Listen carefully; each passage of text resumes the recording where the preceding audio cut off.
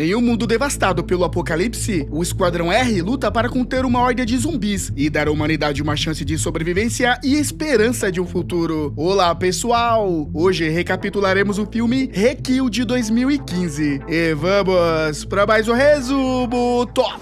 A película começa 5 anos atrás, quando um vírus misterioso varreu os Estados Unidos como uma tempestade apocalíptica. O efeito? Pessoas transformadas em zumbis violentos, enquanto milhões caíam como peças de dominó em um jogo macabro. Alguns juravam que o vírus veio da China, outros chamavam de punição divina. Seja como for, o caos estava servido. O governo tentou de tudo para conter a praga, até explodir uma cidade inteira infestada de zumbis. Spoiler, não funcionou. Os infectados continuaram crescendo em número como curtidas em post viral. A solução final? Um muro gigantesco ao redor de áreas contaminadas, batizado de Zona de Quarentena. Para completar, formaram uma equipe especial encarregada de caçar zumbis fora da zona e resgatar os poucos sobreviventes que restavam. Enquanto isso, uma menina voltava para casa e encontrou sua vida virada do avesso. Casa destruída, pais desaparecidos, o combo completo do apocalipse. Desamparada, ligou a TV, buscando algum conforto ou distração. O que encontrou foi um programa chamado Rekill, onde uma unidade especial da SWAT chamada a Nossa Divisão enfrenta zumbis fora da zona de quarentena. Naquele episódio, a apresentadora Erica Hamilton narrava uma missão em um shopping, após relatos de ataques zumbis na área. Ao chegar, a equipe encontrou a cena digna de um pesadelo, objetos espalhados pela estrada e gritos ao fundo. Então, como se fosse um filme de terror, um carrinho de bebê rolou sozinho pela rua. Logo depois, o inevitável. Zumbis surgiram de todos os lados. A equipe reagiu rápido, disparando sem parar, mas nem todos saíram ilesos. Um dos membros foi mordido e, seguindo o protocolo nada amistoso, foi eliminado no ato, já que uma pessoa infectada se transforma completamente em menos de um minuto. Mais tarde, a equipe encontrou um policial ainda vivo, mas logo foram cercados por centenas de zumbis, forçando Erica e outro membro a fugir em um carro. O cinegrafista que estava com Erica não teve a mesma sorte e foi mordido. No final, Erica também foi infectada e, sem escapatória, teve que ser eliminada pela própria equipe para evitar sua transformação. Dias depois, a equipe especial limpou o shopping, relatando um saldo sombrio: 152 mortos, incluindo 8 membros da equipe e Erica Hamilton. O governo mandou reforços para finalizar o trabalho sujo, e as notícias anunciaram que 480 zumbis haviam sido eliminados. Um dos piores desastres enfrentados pela equipe, mas eles prometeram lutar com ainda mais força. Enquanto isso, na sede da Divisão R, a equipe se prepara para a próxima missão. O novo apresentador, Jimmy, fazia a entrevista das tragédias pessoais. Primeiro, conheceu Tom Falker, o novato. Depois, Alex Winston, o único sobrevivente do banho de sangue no shopping, que acreditava fielmente que o vírus era um castigo divino. Jimmy também apresentou Rosie Matthews, a única mulher da equipe. Antes do caos, Rosie era enfermeira, mas perdeu o marido para o vírus e decidiu trocar o estetoscópio por armas, com um objetivo claro: acabar com cada zumbi que cruzasse seu caminho. Já Omar Hernandes era um cidadão comum, até ser preso por saquear uma loja perto da zona de quarentena. Sua escolha? 15 anos de prisão ou 2 anos na linha de frente. A equipe ainda contava com Trent Parker, um ex-soldado veterano do Afeganistão, Irã e Paquistão, que acumulava mais experiência de combate do que o resto do grupo somado. Mike Green, estrangeiros que se juntaram à Divisão R para conseguir o visto americano, completavam o elenco, provando que até o apocalipse tem suas burocracias. O líder da equipe, Sarge, deixou claro o motivo de estar na Divisão R: acabar com o vírus zumbi e evitar que o mundo desmoronasse ainda mais. Sem delongas, a equipe se preparou, entrou em um caminhão e seguiu para uma fazenda isolada, onde haviam recebido denúncias sobre pessoas escondendo zumbis. Ao chegarem, foram recebidos da maneira mais calorosa possível, uma saraivada de tiros. O resultado? Um tiroteio que só acabou quando capturaram um dos atiradores. Após conter o caos, descobriram que as pessoas na casa não eram zumbis, mas humanos desesperados. Um dos homens, com os olhos cheios de culpa, admitiu que estava escondendo seu irmão infectado no sótão, acreditando que ele poderia ser curado. Ingenuidade ou esperança cega? Difícil dizer. Sem perder tempo, a equipe subiu para buscar o zumbi no sótão. Mas, como toda boa cena de terror, o local era um breu completo, tornando a tarefa ainda mais perigosa. No meio da confusão, o zumbi mordeu a mão de Tom. O resultado foi rápido e implacável. Tom foi eliminado. Sarge, com a frieza de quem já viu o suficiente, eliminou o zumbi e chamou a equipe de limpeza para lidar com os corpos. Não havia tempo para luto, só para sobrevivência. No caminho de volta à base, a equipe recebeu uma mensagem sobre o caminhão suspeito de transportar zumbis. Eles localizaram o veículo, bloquearam a estrada e interrogaram o motorista. A desculpa? Ele dizia estar entregando um DVD player. Ao abrir o container, dezenas de zumbis saltaram para fora, transformando tudo em caos caos instantâneo. A divisão teve que lidar com a situação, enfrentando um enxame com munição e coragem. Quando parecia que as coisas não poderiam piorar, Sarge sacou uma RPG e transformou o container em um show de explosões. Problema resolvido, certo? Não tão rápido. Para garantir que nenhum zumbi esquecido voltasse, o time teve que executar um trabalho minucioso. Tiros certeiros na cabeça, um por um. A regra era simples, não deixe escapar nenhum único infectado. Os sobreviventes da antiga zona de quarentena sabem bem do que estão falando. Relatam que, na época, o vírus zumbi se espalhava tão rápido que, em minutos, quase toda a cidade sucumbia. O governo reagiu construindo um muro gigante ao redor das áreas infectadas, um monumento ao desespero humano. A entrada restrita ao pessoal militar. O que realmente acontecia lá dentro, ninguém sabe ao certo. Quando a divisão retornou à base, a equipe de limpeza notou um ferimento suspeito na mão de Mike. Sem cerimônia, ele foi levado para a sala de quarentena por 24 horas, o período padrão para garantir que ele não estivesse prestes a virar um monstro comedor de cérebros. Enquanto isso, os oficiais interrogavam o motorista do caminhão e, surpresa, descobriram a existência do Projeto Judas, um grupo que estava estudando zumbis e operando dentro da zona de quarentena. A revelação acendeu os alarmes no governo, que imediatamente decidiu mandar a equipe 8 para investigar. Só tinha um problema: Sarge não estava nem um pouco afim de entrar naquela zona de pesadelos, e com razão. Ele sabia exatamente o que os esperava lá, porque havia perdido toda a sua família naquele lugar. Jimmy pergunta a Rose sobre o passado de Sarge. A resposta revelou que o líder endurecido que eles conheciam nem sempre foi assim. Antes do surto, Sarge era apenas um gerente de loja comum, com um histórico zero em manuseio de armas. Quando o vírus começou a transformar a cidade em um filme de terror vivo, ele e sua família se esconderam em uma loja para sobreviver. Mas quando os alimentos começaram a acabar, Sarge teve que sair para buscar suprimentos. Ao voltar, encontrou sua esposa e filho infectados. A decisão de acabar com a vida deles foi algo que o despedaçou, mas também o moldou. De alguma forma, ele conseguiu escapar da zona de quarentena, mas as cicatrizes físicas e emocionais permaneceram. Entrar para a divisão foi sua maneira de buscar vingança contra os zumbis, mas por trás de sua força ainda havia medo e traumas. Mesmo relutante, Sarge sabia que ordens eram ordens, então a equipe 8 seguiu para a zona de quarentena. A missão? Investigar o misterioso Projeto Judas. Durante o trajeto, Alex comentou que já havia lido algo sobre o projeto. Rumores diziam que estavam tentando criar um zumbi mais forte que os outros. Detalhe sinistro: antes deles, outra equipe foi enviada para a zona de quarentena e nunca mais deu notícias. Ao entrarem na zona, o cenário era tão desolador quanto esperado. Corpos humanos espalhados pelo chão, um lembrete mórbido de como tudo havia dado errado. Entre os destroços, encontraram um crachá com o nome Projeto Judas, confirmando que o projeto era mais do que apenas um boato. Eles continuaram até chegar a um corredor escuro, porque, claro, corredores sombrios sempre são uma ótima ideia. De repente, zumbis surgiram de todos os lados. O confronto foi inevitável e a equipe lutou com tudo o que tinha. No entanto, quando a poeira baixou, perceberam que Parker havia sido mordido. As regras eram claras, ninguém podia sair infectado. Adam, o membro mais silencioso do grupo, tentou fazer o necessário e atirar em Parker, mas Parker, tomado pelo pânico ou egoísmo, foi mais rápido e atirou primeiro. Resultado, ambos mortos. O problema, os tiros foram praticamente o convite para mais zumbis. Não havia tempo para lamentar ou refletir sobre os erros. Sarge ordenou que a equipe reagisse imediatamente. Sobreviver agora era a única prioridade. Para evitar serem cercados, a equipe avança com cautela, mas logo encontra algo macabro: corpos sem pernas espalhados pelo caminho. Sarge, sempre direto, alertou o time sobre os pequenos zumbis, criaturas que aparentemente tinham uma dieta especializada em pernas humanas. Como se isso não fosse ruim o suficiente, um armário foi aberto e uma horda desses zumbis pulou para cima deles. Pequenos, rápidos e mortais, esses monstros complicaram a luta. No meio do caos, Alex foi mordido na perna. Sabendo que seu tempo estava acabando, ele tomou a decisão que ninguém queria tomar. Pediu para a equipe sair enquanto ele ficava para distrair os zumbis. Seu plano? Explodir tudo e levar o máximo de zumbis com ele. Um final heróico, mas nada menos do que trágico. Enquanto a equipe recuava, Rose, sempre prática, disse a Jimmy para pegar a arma de Alex. Afinal, o estoque de heróis estava diminuindo rapidamente. Mas as coisas pioraram. Zumbis de fogo começaram a persegui-los, e o barulho de tiros atraiu uma avalanche de infectados de todas as direções. Mesmo lutando com tudo, a situação saiu de controle, e Sarge ordenou que voltasse para dentro do prédio para encontrar outra saída. No meio do tumulto, Omar não teve a mesma sorte. 2 zumbis de fogo o alcançaram, e ele foi derrubado antes de conseguir escapar. A equipe continuou até o fim de um corredor, apenas para descobrir que a porta estava trancada. Exaustos e sem esperança, Sarge e Rose começaram a tirar seus equipamentos, prontos para o pior, uma última luta até o fim. Então, o inesperado aconteceu. Um homem abriu a porta de repente e, com a urgência de quem já viu demais, gritou para que entrassem rápido antes que os zumbis os alcançassem. O homem que se apresentou como Lanford levou Sarge e a equipe para o que parecia ser um laboratório abandonado do infame Projeto Judas. Lá, ele revelou que havia trabalhado no projeto e, com uma expressão de culpa mal disfarçada, explicou que a intenção inicial não era criar o caos zumbi, mas desenvolver zumbis do bem para combater os infectados. Infelizmente, o plano genial deu um giro direto para o desastre, quando um dos zumbis, apelidado de Elvis, decidiu que não ia seguir as ordens. Pior, Elvis era mais inteligente do que qualquer zumbi comum, e para completar, começou a recrutar outros infectados, formando o que Lanford chamou de Exército dos Mortos. Lanford alertou que, se Elvis continuasse livre, ele poderia construir um exército ainda maior, o suficiente para dizimar o que restava da humanidade. Como se isso não bastasse, a cereja do bolo, os zumbis do caminhão container foram enviados por Elvis de propósito, uma estratégia para espalhar o caos e atrair a atenção. Diante do perigo, Jimmy sugeriu usar um drone para capturar imagens do laboratório e alertar o mundo sobre Elvis e seu exército, enquanto ainda tentava escapar do prédio. Lanford, tentando redimir seus erros, decidiu guiar o grupo por um túnel de metrô que, em teoria, levaria à saída. Mas, como tudo naquela missão, não demorou para as coisas darem errado. No meio de um corredor escuro, zumbis surgiram do nada, obrigando o grupo a lutar pela sobrevivência. Por sorte, ninguém se feriu, pelo menos dessa vez. Quando finalmente estavam perto da saída, deram de cara com o próprio Elvis, comandando seus subordinados zumbis como um general de uma plena guerra. A cena era clara, Elvis não era só um zumbi, era um problema monumental. Naquele momento, Lanford avisou com a urgência de quem já viu o pior. Se Elvis os encontrasse, não haveria saída da zona de quarentena. Sarge, no entanto, não estava disposto a voltar de mãos vazias. Ele insistiu que precisavam de provas sólidas para convencer o governo do perigo que Elvis representava. Lanford, relutante e claramente aterrorizado, inicialmente se recusou a ajudar, mas depois de uma promessa otimista de Sarge de que todos sairiam vivos, ele cedeu e os levou ao andar mais alto para capturar imagens das atividades do zumbi estrategista. Quando chegaram ao topo, o que viram foi nada menos que apocalíptico, um exército de zumbis gigante. Não eram centenas, mas dezenas de milhares, um mar de mortos-vivos liderados por Elvis. A visão durou pouco, os zumbis notaram a presença deles, a fuga começou imediatamente. A sorte, porém, não estava do lado de Lanford. Ele ficou para trás e acabou capturado pelos zumbis do lado de fora da cerca. Sarge, percebendo que a luta contra aquele enxame era a morte na certa, ordenou que recuassem para o esconderijo de Lanford. Talvez, com um pouco de sorte, pudessem encontrar outra saída. Enquanto passavam pelo laboratório, mais zumbis surgiram do nada. Durante a confusão, Rose foi arremessada para fora do prédio, enquanto Jimmy, em uma mistura de coragem e insensatez, decidiu filmar os últimos momentos de Sarge, cercado e dominado pela horda de zumbis. Algumas semanas depois, o inevitável aconteceu. O exército de zumbis escapou da zona de quarentena. A notícia foi dada por uma apresentadora com um tom de pânico mal disfarçado, enquanto relatava como zumbis tomavam a cidade em um ritmo alarmante. Com mais de 80% da população infectada, a humanidade estava à beira da extinção. No meio dessa tragédia, Rose emergiu como uma improvável líder. Após escapar da zona de quarentena, ela reuniu o que restava de soldados e começou a construir uma fortaleza improvisada para resistir à horda crescente. Além disso, sua equipe estava resgatando sobreviventes onde fosse possível, incluindo uma criança que havia perdido os pais para o vírus. Entre o caos e a resistência, eles também tentavam reunir cientistas, na esperança de criar uma vacina para finalmente conter o vírus. Rekill é uma abordagem interessante do gênero zumbi, misturando ação frenética e um formato de documentário que dá a sensação de urgência e realismo. Um dos pontos positivos do filme é o ritmo acelerado, que mantém os espectadores tensos durante a maior parte do tempo, além de uma crítica sutil à sociedade e ao sensacionalismo da mídia. No entanto, o excesso de ação acaba prejudicando o desenvolvimento dos personagens, tornando difícil criar empatia por eles. Além disso, a trama, embora tenha boas ideias, não explora todo o seu potencial, parecendo genérica em alguns momentos. Uma curiosidade interessante é que o filme é frequentemente comparado a Starship Troopers, por seu estilo de narrativa e sátira, o que pode agradar os fãs de ficção científica misturada com crítica social. Dito isso, minha nota para Rekill é 7 de 10. E galera, de 0 a 10, qual seria a sua nota para esse filme? E se você não gosta de comentar, deixa o like, principalmente você que chegou até aqui. Vou ficando por aqui e até a próxima.